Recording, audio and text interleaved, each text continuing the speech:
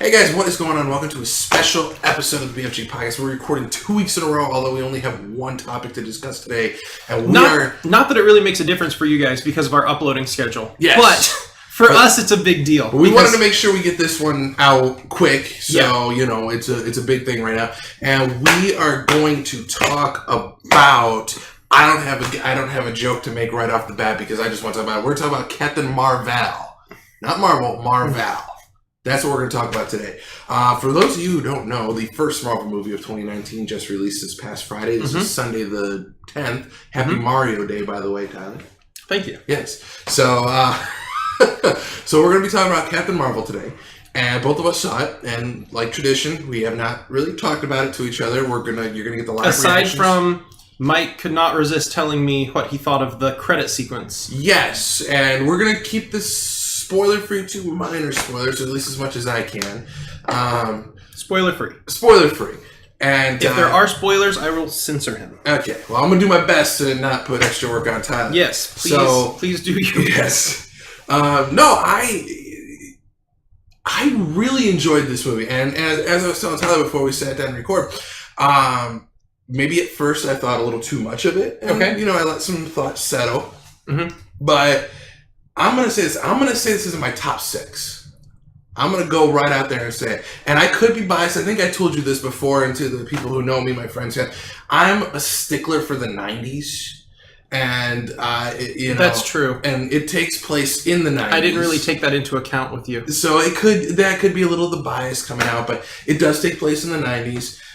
So, like, the first scene when she's on Earth was like smacks you right in the face. I'm not going to say what happened, but I'm sure it's already all over the internet. But so Ted, I don't have to bleep it out. I'm not going to tell you where she landed. But just the whole movie from start to finish, I really got a kick out of. I really liked how it was progressed, what she had to do. Tyler, help me out here. I don't want to keep going because we're going to bounce off of each other. So it does play real hard on the 90s nostalgia. Yes. It's kind of a love letter to another generation that we've left at this point. Yes, absolutely. And it does that pretty well. But it follows, for better or for worse, it follows the comics. Oh, yes. Like, obviously, it's more or less an original story, beyond the origin stories you've heard about Captain Marvel before. But it's very much like standard like origin story. Almost like paint by numbers origin story. I will give you that it is a little bit like that paint by numbers, which is why I kind of like when my thoughts set a little bit, it kind of just played out. But I think for just how important she's going to be coming up into Endgame and just in general into the MCU.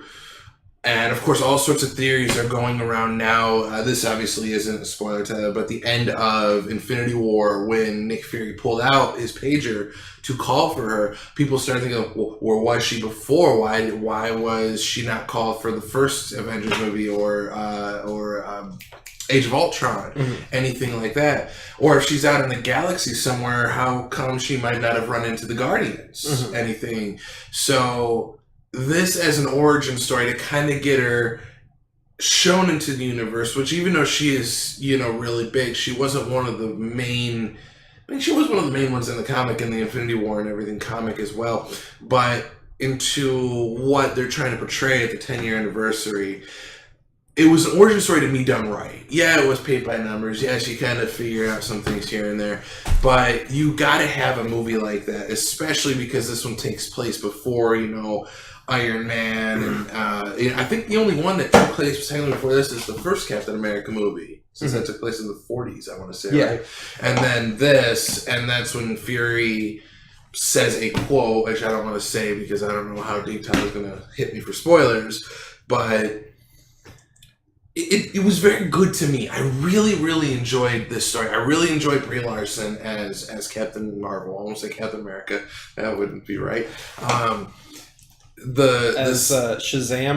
Yes, that's coming. The original Captain Marvel. The original Captain Marvel. Next month we'll talk about that one. Don't bring DC into my Marvel talk.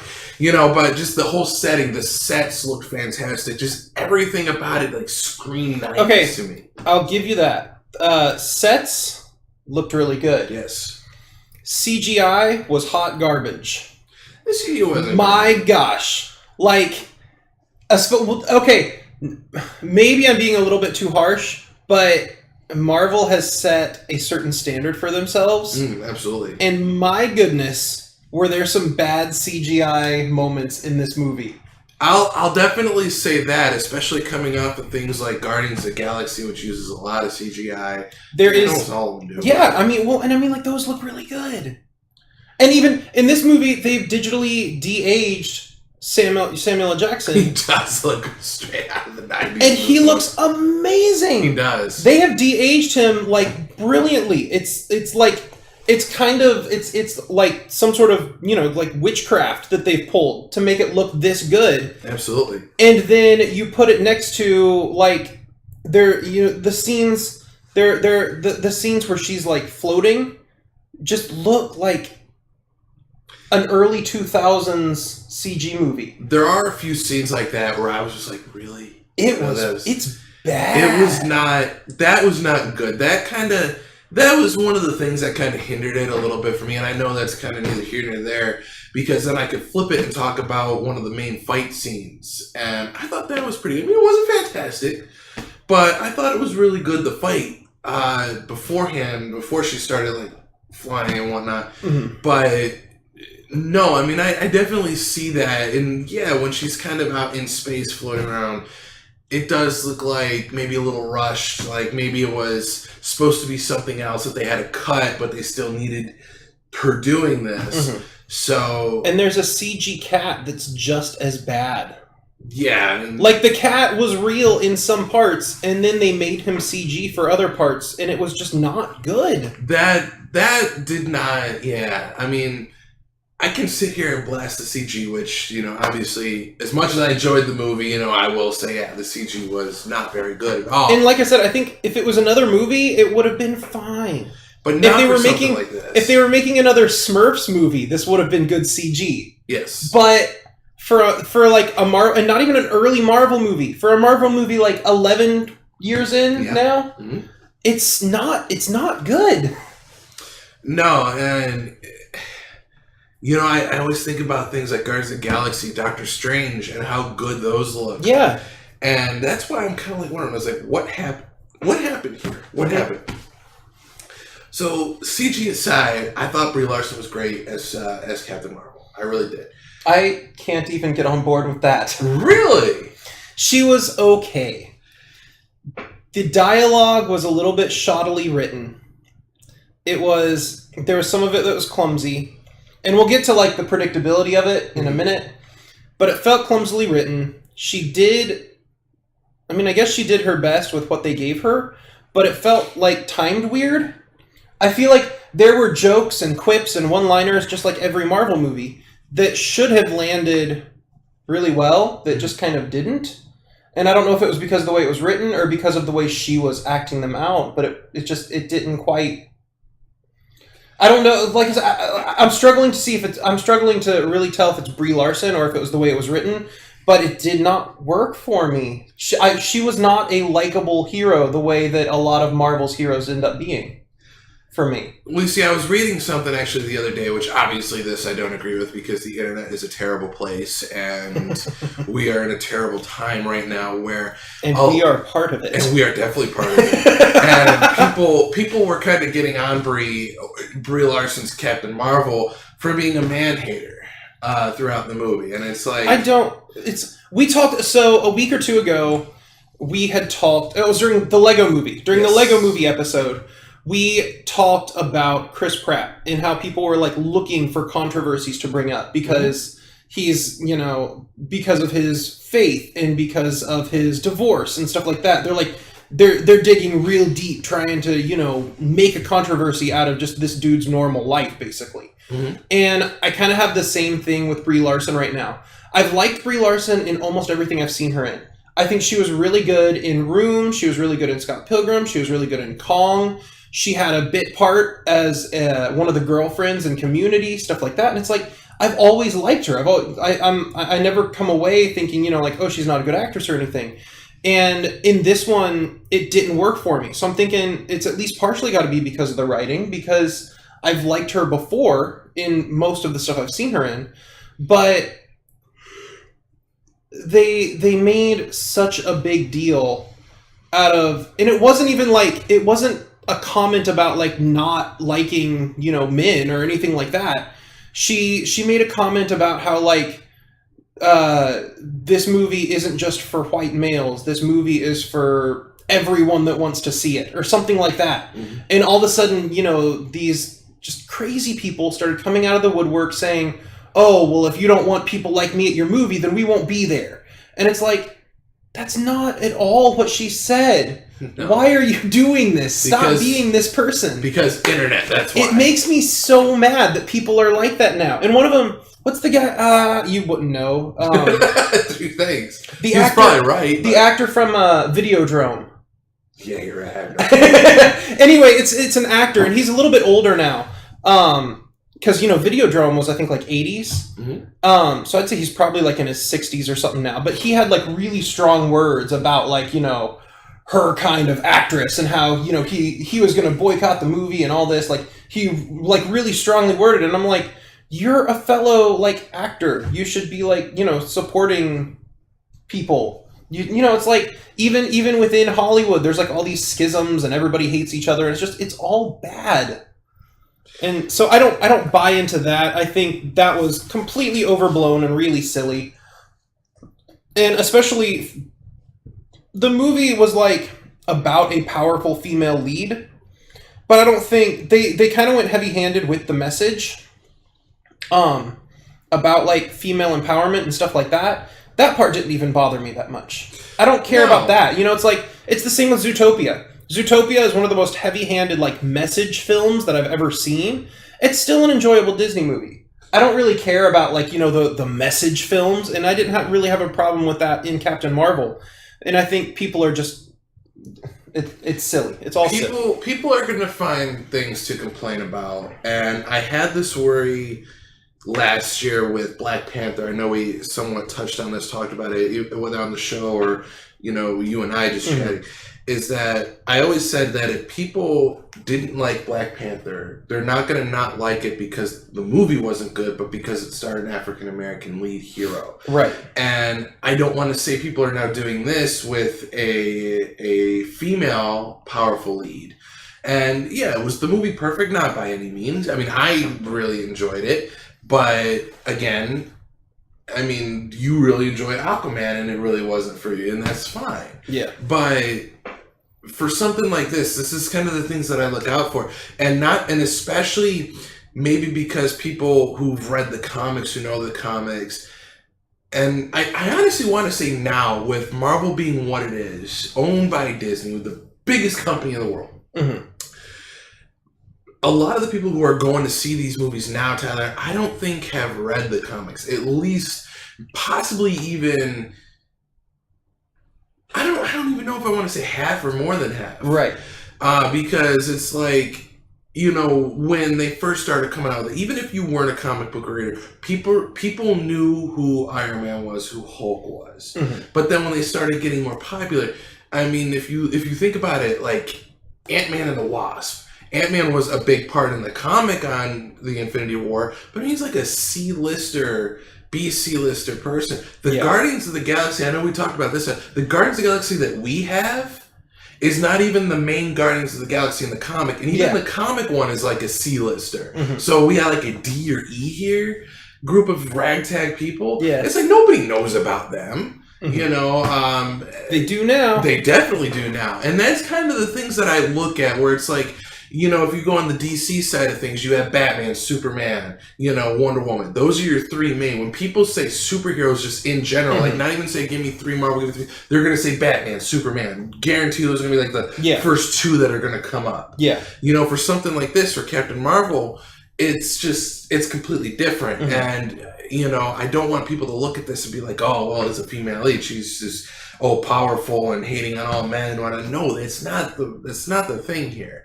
It was an origin story that Marvel isn't putting everything in order, and then they're gonna say, well, this is the timeline of what happened, or how you should watch it. It's like Star Wars essentially. Do you watch it 1, 2, 3, 4, 5, 6, or do you watch it 4, 5, 6, 1, 2, 3, 7, 8, 9? Yeah, it's something like that. They're all a product of their time. Absolutely. The movies are a product of their time, and the comics were a product of their time. I mean, it's the same with when Superman premiered, he was a vision of hope in a time where they really needed that. And I think Captain Marvel, the time when the comic was being released, and then now we're kind of in a similar climate where female empowerment is like a really big deal, like politically and stuff. Absolutely. And I think it's kind of like prime time for this kind of movie right now, because this is kind of a hot button topic, and it's gonna be more popular now than maybe it would have been even 5 or 10 years ago when the cinematic universe was a little bit younger. Yeah, and that's the thing that really gets me. Are people just not enjoying this movie because they honestly didn't like it, or is it because of the female lead that's like, I hate all men? Yeah, because that's the time we're now. If Marvel or Disney and Marvel just took a chance and released them in order, if they did Captain America, the First Avengers, the first MCU movie, then Captain Marvel in 2008, 2009, would people see it differently then compared to in 2019 when so much has changed over 10 years? Yeah. I mean, that's something to also think about in that one. But for me, I didn't look at it as something like that. I looked at it as one of the most powerful characters that the MCU has, that is needed to essentially stop Thanos, who already did his snap. Sorry if you haven't seen Infinity War yet, but I'm pretty sure you're not going to bleep that one out. At this point, once we get far enough out from the movies, it's almost a year out. All fair in Love and War and Love. Warcraft. World of Warcraft. Okay, so to me, that was one of the big things, and everybody's going to have their opinion. Tyler and I seem to have switched today. I really enjoyed this. It really wasn't for Tyler. That's fine. So getting back to like the movie itself. So on top of the points I've made, I feel like it was. I mentioned how it's kind of paint by numbers. It's very predictable. Not even like as far as origin story predictable, but I'm talking like almost like cliche predictable. Like there were times where we were watching the movie and a character would say something and I'd be like, I can already tell you the response. In my head, I was already like, I bet this is what they're going to say. And almost like word for word. I could like recite the script like before it was even spoken. Like it was extremely by the numbers to the point that like the script felt like, quotable even before I had heard the script. Yeah, and I'll give you that as well. But the one thing that I really enjoyed from it, at least I don't think they did this in any other MCU, it was like, I don't really know how to say it without spoiling it, so I'm going to try to, and if I catch myself, or if you catch me starting to slip, please tell me to stop. Yeah, really. He just tried to hit me for those of you listening. So where it starts out, where Verse, because that's how she's introduced to us, which I'm not going to explain why. I caught myself on that one. Verse. Yeah, Veers. Sorry, I'm already screwing up my own movie. She starts with something, then there's the quote-unquote plot twist, which you can kind of see coming, and then it's a complete change. So at least it's not the stereotypical, we're starting here, ending here, we beat the bad guy, blah, blah, blah. At least, even though it is predictable, at least there's something a little different in there. At least to me. Is it enough to save the whole movie and give us a big plot twist? No. I think, and you and I will talk about this when we get to the end, is the end credit scene I thought was a nice twist because we all knew it was coming. No. We just didn't know when. Shut up. No, we just didn't know. You thought you didn't know. I didn't know. Yeah, was it the greatest end credit scene ever? No, but you told me it was. When we were sitting in the theater, I told you. You said, I think that was one of the best credit scenes I've ever seen. I said one of the best. It's not the best.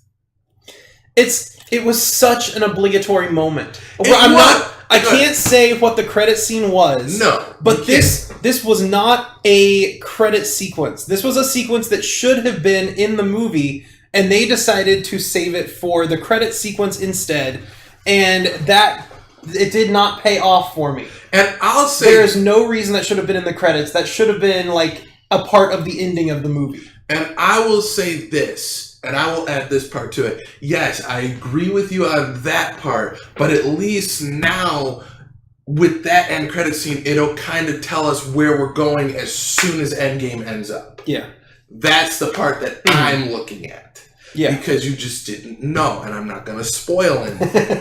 I'm watching myself, I'm getting pumped up now talking about it. But no, yes, does that end credit scene need to be part of the first one at least? There's 2 end credit scenes. Need to be part of the base movie? Yeah, probably it would have done better. But at least now that when I sit down in my seat for this freaking 3.5, 4-hour Endgame movie, probably going to wear Depends, Tyler, so just so you're aware of that one, unless they do give us that intermission, I'll at least have a general idea of how this is going to start. And that is something to me that gets me even more hyped up for this pit of despair that we're going to go into after waiting a freaking year for this damn movie. So... Yes. The next thing... so I've kind of been crapping all over this movie. And I haven't. Are we sure we're not talking a Marvel or DC movie? Because this is like really weird. I liked Jude Law a lot. Jude Law's character was... Again, the writing was a little bit shoddy. Mm-hmm. The writing was sloppy. Jude Law took that sloppy writing and went ham with it. Mm-hmm. He did as much as he could. And I felt like I really liked him in his role, even if it wasn't as strongly written. That's how you know you got a good actor.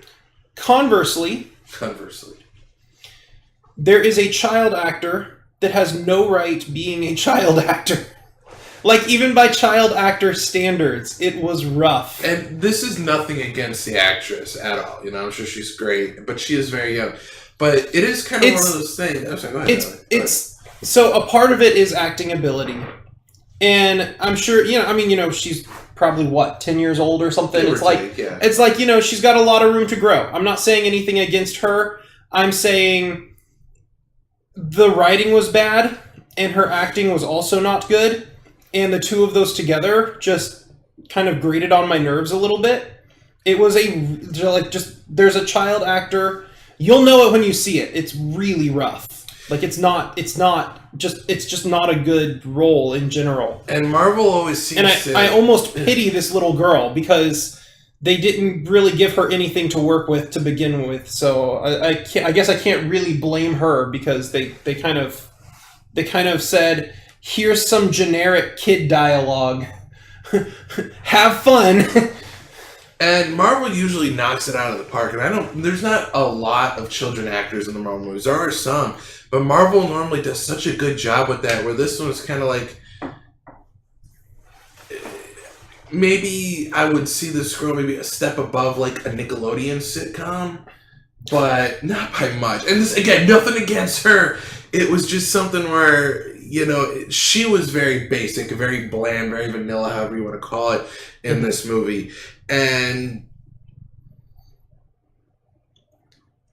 they probably could have done without her in general. I mean, she did one thing in the movie, but it wasn't essential to have her do. Yeah. It could easily have been done by anyone. Yeah, and I mean, it wasn't anything it was important to the movie, but it was something we all saw coming. Yeah. When they were having that chat. And we agreed on something on that one. Yeah. But, again, nothing against her. Maybe the story wasn't fantastic, but at least for what it was for me. And, back when the MCU first started, I was never the biggest comic book fan at the time. Mm-hmm. I didn't go and see all these movies religiously opening weekend like, we do now. Yeah. And some of them I didn't see until it came out on DVD or Blu-ray, and this was years later. I mean, it wasn't until just 3 years ago, which I don't think it really matters when I say which one I watched, was Thor Dark World. That was the one you saw in theaters? No. Like 2 or 3 years ago on DVD. I didn't watch it when it was in theaters. Oh, okay. Yeah, but like everything else since... fudge. I want to say I didn't see...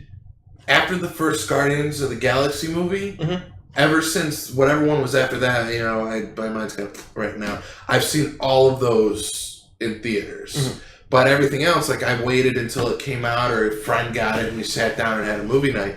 Now it's like we go on Friday nights religiously. Yeah. Now you and I, we go. We're gonna see next month, unless they bump it up like they did last year, 2 months. We're gonna see Endgame. Early next month we'll see Shazam, and then in was it June or July is Far From Home? Yes, June, I think June 7th. Yes. So maybe I'm more biased towards these movies, and I'm not as tough on them. And then I guess I've been spoiled in a way because I've enjoyed so many of the Marvel movies that it's like winner, winner. And that's my problem, and that's kind of like my primary thing is. So let's say this was like the first Marvel movie, or even like the second or third, right? Because I mean, shortly in Phase 1, they had the Incredible Hulk with Edward Norton, yes, which isn't a horrible movie, but it's definitely the lower echelon of. It goes right there with Dark World. Yeah, it's down there as far as like the cinematic universe. If Captain Marvel had come out back in 2008, 2009, even 2010. It probably would have been a decent superhero movie. But as the years have gone on, Marvel has set their own standard. Marvel has set their own bar. Absolutely. They are the standard setter for superhero movies in theaters right now. And so we've got 11 years of Marvel Cinematic Universe movies under our belts, and this one does not stack up. Even for like a normal Marvel movie, this would not have stacked up. And this is our trump card. This is the movie we were waiting for to find out what was going to happen with the snap. And what was going to happen following Infinity War and leading up to Endgame. She was supposed to be our, I don't know, the savior. This was a big deal. And it just doesn't stack up to a lot of the other films they've made. No. This would have been a pretty good superhero movie a decade ago, but by Marvel's own standards, they have kind of dropped in quality, and that's why it's disappointing, because they can't meet their own lofty bar anymore, at least with this movie. I'm assuming, Endgame's probably going to be great. Far From Home is probably going to be great, but this one really wasn't. It's like, and it's like we were saying, within the library of the cinematic universe, it's definitely like, Dark World or Incredible Hulk levels. It doesn't really touch their best movies. See, for me, it's a little different. Was it the quintessential, oh my god, this is exactly what we need to go against Thanos in Endgame? Probably not. But for me, just being that fan and going to see these movies, I really did get a kick out of it. Okay. It's not going to be for everybody. I fully will say that. I fully understand it. I'm going to say it was good, but then again, there are people out there, tell you like you really enjoyed Aquaman. I think the way that you're talking, and I'm not going to compare DC and Marvel here, is the way that I'm talking about Captain Marvel is how you talked about Aquaman, and vice versa. I kind of have the same feeling towards Aquaman as you have towards Captain Marvel, if that makes sense. Yeah. So that's kind of the way that I'm looking at it. That's kind of the way that I feel about it, and that's fine. Mm-hmm. I really got a kick out of this. I really like that. I love the setting. I love how it was built in the 90s. and she could blow it away in general in Endgame because, with all the rumors going around with, Robert Downey Jr. wanting to move on, and even though Disney will give him every amount of money that he wants for pretty much building this thing. Yeah. Chris Evans obviously wanting to go. I don't know if Chris Hemsworth said anything. He's like, yeah, I'll still do Thor. Maybe like not a full-fledged Thor movie, but making an appearance in other movies. Which is another scary prospect. Yes. Because after the Dark World, they could literally do anything with Thor, and it would be better than Dark World. But then they did Ragnarok. I know. Well, that's what I'm saying. They could have made, like a Hallmark soap opera with Thor, and it still would have been better than the Dark World. But they didn't. They made the best comedy that Marvel has put out yet. Absolutely. And I'm talking, Ragnarok is up there with Guardians and stuff as far as because you kind of have your comedy Marvel movies and then your superhero Marvel movies that also have comedy. Yes. There's kind of a distinction between the funny Marvel movies and just the Marvel movies that have some funny stuff. And Ragnarok, in my opinion, Ragnarok is the funniest cinematic universe film. I'll give you that. It's such a good time. And it's such a good film. And I feel like with Thor, it was just a huge redemption for them to have Taika Waititi come do Ragnarok for them. And I'm like, if they can do the same thing with Captain Marvel, I would love that. It's not like I'm not rooting for it. I want Endgame and Captain Marvel to be amazing. But this one just wasn't. and that's going to kind of lead into the second part that I want to touch on a little bit before we wrap this up, is that we know the next movie coming out is going to be Endgame. When they finish up that season, we know we've got Endgame, and then we've got Spider-Man Far From Home. Yeah. After that, there's nothing really being worked on right now in the Marvel Disney HQ. If they're going to do a new season or the next phase of the Marvel movies, what would they do with Captain Marvel? She's going to come back. Yeah. Are they going to do one what happened in between Captain Marvel and Endgame? Because there is obviously a handful of years difference. Mm-hmm. Are they just going to pick everything up right after Endgame? It's kind of one of those things. Where are they going to go in that direction? Who's going to be around? Who's going to do something? Mm-hmm. What's going to happen next? Which I can definitely see anything happening, really. Yeah. But she will need to really put on a show, especially because they might want her to kind of take over as the leader, especially if Iron Man and Captain America leave, or they kind of take a step back to kind of take on more of a mentor role. Yeah. Anything like that. Captain Marvel is going to essentially lead the next team, mm-hmm. And you're getting rid of a lot of your A-listers now if Iron Man and Captain America and Thor go, and then you're going to be relying on Spider-Man as long as Marvel and Sony can keep playing nice. I guess I should put a footnote there. Yes. Put a footnote, Tyler. The Deadpool movies are the funniest Marvel movies. Oh, yeah. But Ragnarok was the funniest of the cinematic universe movies. And just real quick, I didn't want you to think that I was excluding him because I didn't think they were funny. No. It's just I'm kind of thinking cinematic universe right now. And the thing is, they can do so much coming forward. Obviously, this deal with Disney and Fox is about to wrap up. Tyler, somewhere in Marvel Disney HQ, hidden in a drawer, locked in a box, guarded by top men. I have to throw a little bit in there just for fun. Guarded by top men, there is a script or two or a few for Fantastic Four. And I'm not going to get off topic on this one for my love for Fantastic Four. But that they can bring this in there, and that you can have Captain Marvel, Fantastic Four kind of lead the next generation. Yeah. And then they're talking about Secret Wars with the Kree, because maybe something was going on in the movie, but they could definitely do a Secret Wars movie, I think at least. Or Secret Invasion movie, whatever it was called. And that gets me excited. So for me personally, was this the quintessential Marvel movie? Was this the essentially go home movie to get us ready for Endgame? No, it wasn't. Could it have been better? Sure.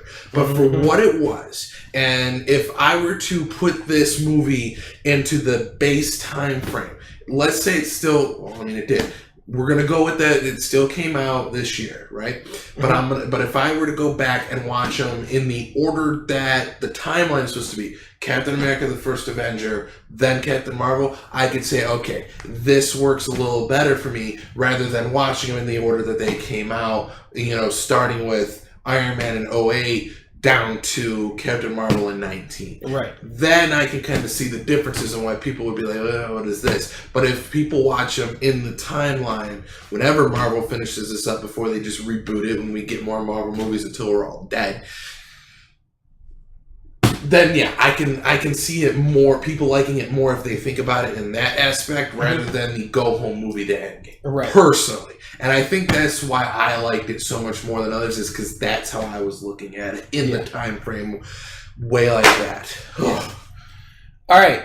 So I think we've both made it clear how we felt. Yes. We both made our points about, or at least some of our points. I have a couple other tangents I could go on, but I think I've made it clear the primary problems I had with this film. What number would you give this movie? Alright, so just in general, I have to give it between a 7 and 8. I can't, maybe a 7.5. Because, again, I really enjoyed it. And again, I will say it again. Was it the go-home movie for Endgame? No. But in terms of storyline, which that's what I look for. You know, I always hate when shows and movies kind of bounce around and, you know, like doing two things at once, especially in one thing. Like, you know, Walking Dead does it now. And even though the show does need to end, I still enjoy it. But it's like, if you're going to give me a flashback episode, give me one flashback episode of the full thing. Yeah. Don't give me part of a flashback now. And that's somewhat what this movie did. It's like, start at the beginning, go to here, and then end it. Okay. That would have made it better for me, I think, because I don't like how they do that. Other people do, that's fine. But I would say 7.5 in terms of that. But there's just something about the lore of that movie that just really kept me going. Okay. So, Tyler, your thoughts? If Into the Spider-Verse is a perfect 10... Yes. This movie is probably a 5 for me. So just smack dab in the middle. Yeah. Okay. For everything that I liked about the movie, there was something that I equally disliked. And I'll give you that, and I will say that. And I guess the way that you and I look at movies differently. Oh yeah. I think, you know. You were comparing it to the other movies of the time and how good it looked. And yeah, I will say the CG wasn't that good, especially when she was flying around. Not what you expect. But I was kind of like one shot looking at this as Captain Marvel, the one movie. I'm not going to sit here and compare it to the other ones, how it looked. You know, I'll put it in ones that I would recommend to people, sure. But that's how I was like, me and Captain Marvel. How did I like the movie as a whole? Yeah. Well, and that's the CG, you know, even taking that out of the equation. I agree with you. If you're like not comparing it to like modern CG, it's like the writing was not great. Some of the acting was not great. It was very predictable. Yes. And like that again, I feel like Marvel kind of ruined that for themselves. There were multiple moments during this movie that I think would have been more fresh if they hadn't already been done by Marvel. Because I think, you know, there was one moment where I was like, that would have been funny if it hadn't been done in Avengers. And then there was another moment where I'm like, that would have been cool if they hadn't already done it in Iron Man. And so on and so forth. And I feel like they kind of ruined their own like origin movie by sticking to the beats that they've done in their other Marvel origin movies. And you know, you go in 11 years now, 20 plus movies. Yeah. There's bound to be repeats. And yeah, there were a lot of repeats in this one. Mm-hmm. But I guess for me, since I liked it so much in the other movies, that it just kind of went well here with me. Yeah. But again, you know, we're kind of like the Siskel and Ebert, is that I look at the movie as a whole, one-on-one, where you look at it as a whole, but also compare it to some of the other ones that are out there, which is fine. That's how people do it. And there's going to be a good amount of people out there that love it. There's going to be a good amount of people out there that hate it. And I'll even say, for as much as I enjoyed it, you know, yeah, they could have done better to get us ready for Endgame. I've said that a million times. Mm-hmm. But in terms of just in general, and the timeline of how you're going to watch these movies, and again, people are going to take these movies like the Star Wars movies. How are you going to watch it? Are you going to watch it in order that they came out, or are you going to watch it in order of the timeline and how they start to finish? Yeah. That is entirely up to the person and how they want to do it. I don't even know how I'm going to do it. I mean, well, I do. The way that I have them, because I know you do digitally, Tyler, but I get them physically. Mm-hmm. And the way that they're set up on my wall, in my bookshelf, is in the order that they take place. Okay. You know, I don't have them Iron Man 1, 2, 3, Captain America, Winter Soldier. Winter Soldier is still my favorite. Civil War. Mm-hmm. You know, I don't have them like that. I have them in the order that they take place. Yeah. And that's how I would probably show them to people, especially if they're like you and I, you know, we can hang out for a night and like, yeah, put on, you know, Guardians 2, we'll be fine. But if we're introducing someone to this cinematic universe, and, you know, especially now with how many we have, it'd be easier to start at the beginning and then move their way forward. You know, I don't want to start with just, watch Guardians 2 or watch Guardians and Guardians 2. Yeah. Let's watch them in order. Mm-hmm. You know, at least to me, that's how it should be done. But again, other people don't want to do that. That's fine. It's entirely up to you guys. So I'm going to stick with the 7.5. I'm going to stick with that. I enjoyed it. I'm going to stick with that. I'm going to get it the day it comes out. Probably watch it again. I'm going to say this movie still made me excited for it, even if you can't even get me even more excited for this 4-hour fest of despair that we're going to sit through. And I'm going to say Into the Spider-Verse is out now. You should watch that instead. You should definitely watch that too, because it was a very, very good movie. Was it better than this? Yeah. But that's all I got to say, Tyler.